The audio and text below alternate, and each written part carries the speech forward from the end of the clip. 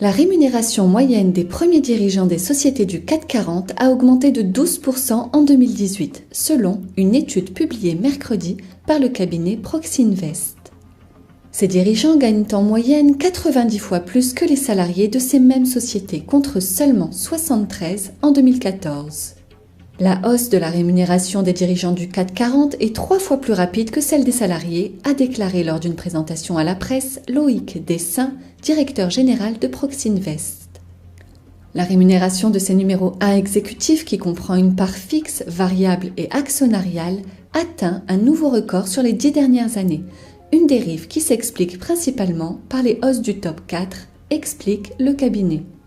Dans ce top 4, on retrouve par exemple le directeur général de Dassault Systèmes, Bernard Charles, ou encore François-Henri Pinault du groupe Artemis. Ils vont distribuer des primes, tous les grands groupes, parce que d'abord, ils ont vraiment eu peur à un moment d'avoir leur tête sur des pics. Ils ont passé... Ah oui, les grandes entreprises, vous savez, quand il y a eu le samedi terrible, là, avec toutes les dégradations, ils avaient appelé le patron du MEDEF, je crois, ou de Bézieux, en lui disant « tu lâches tout ». Tu lâches tout parce que sinon, ils se sentaient menacés physiquement.